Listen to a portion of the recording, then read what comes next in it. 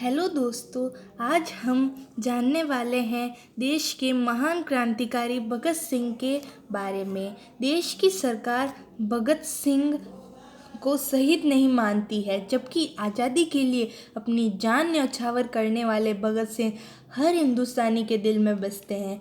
भगत सिंह का जन्म 27 सितंबर 1907 को लायलपुर जिले के बंगा में हुआ था, जो अब पाकिस्तान में है। उस समय उनके चाचा अजीत सिंह और स्वान सिंह भारत की आज़ादी में अपना सहयोग दे रहे थे। ये दोनों करतार सिंह सराभा द्वारा संचालित गदर पार्टी के सदस्य थे। भगत सिंह पर इन दिनों का गहरा प्रभाव पड़ा था, इसलिए ये बचपन से ही अंग्रेजों से घृणा करने लगे थे। भगत सिंह करतार सिंह सराभा और लाला लाजपत राय से अत्यधिक प्रभावित थे।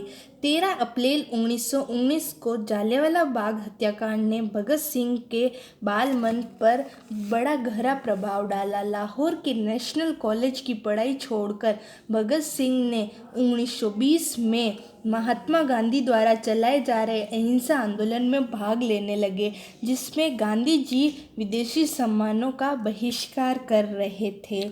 14 वर्ष की आयु में ही भगत सिंह ने सरकारी स्कूलों की पुस्तकें और कपड़े जला दिए। इसके बाद इनके पोस्टर गांवों में छपने लगे। भगत सिंह पहले महात्मा गांधी द्वारा चलाए जा रहे आंदोलन और भारतीय नेशनल कॉन्फ्रेंस के सदस्य थे। 1921 में जब चौरा चौरा हत्याकांड के बाद गांधी जी ने किसानों का साथ नहीं दिया, तो भगत सिंह पर उसका गहरा प्रभाव पड़ा।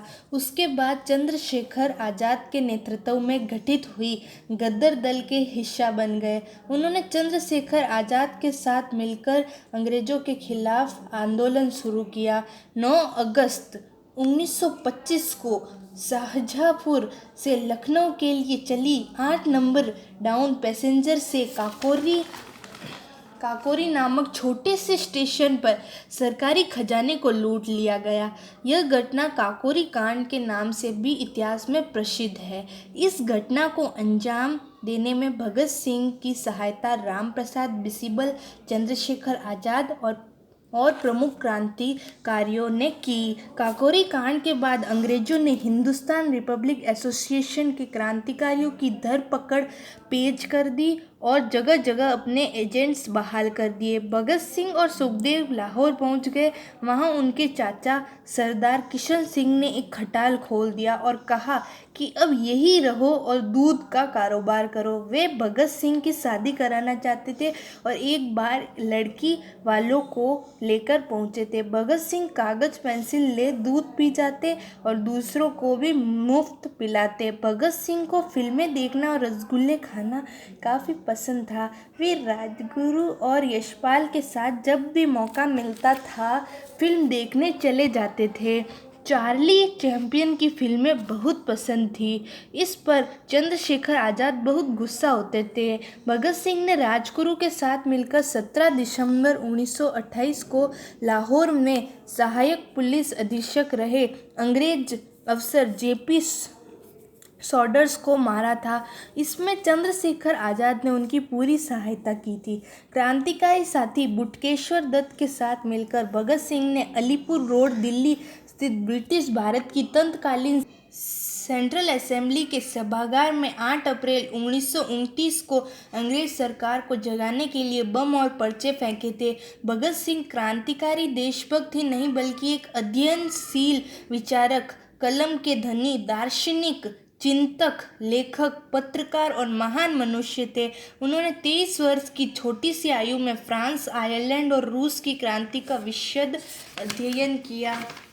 हिंदी, उर्दू, अंग्रेजी, संस्कृत, पंजाबी, बंगला और आयरिश भाषा के मर्मज्ञ चिंतक और विचारक भगत सिंह भारत में समाजवाद के पहले व्याख्याता थे। भगत सिंह अच्छे वक्ता, पाठक और लेखक भी थे। उन्होंने अकाली और कृति 2 अखबारों का संपादन भी किया। जेल में भगत सिंह ने करीब 2 साल रहे। इस दौरान वे लेख लिखकर अपने क्रांतिकारी विचार व्यक्त करते रहे। जेल में रहते हुए उनका अध्ययन बराबर जारी रहा। उस दौरान उनके लिखे गए लेख परिवार के लिए लिखे गए पत्र आज भी उनके विचारों के दर्पण हैं। अपने लेखों में उन्होंने कई तरह से पूंजीपतियों को अपना शत्रु बताया है। उन्होंने लिखा कि मजदूरों का शोषण करने वाला चाहे एक भारतीय ही क्यों न हो, वह उनका शत्रु है। उन्होंने जेल में भगत सिंह व उनके साथियों के साथ 64 दिनों तक भूख हड़ताल की। उनके एक साथी यतीन्द्रनाथ दास ने तो भूख हड़ताल में अपने प्राण ही त्याग दिए थे। 23 मार्च 1931 को भगत सिंह तथा इनके दो साथियों सुखदेव व राजगुरु को फांसी दे दी गई। फांसी पर जाने से पहले वे बिसिमन की जीवनी पढ़ रहे थे और सिंध वर्तमान पाकिस्तान का एक सूबा था। एक प्रकाशक भजन लाल बुकलेसर ने 8 फ्रेंच सिंध से छापी थी।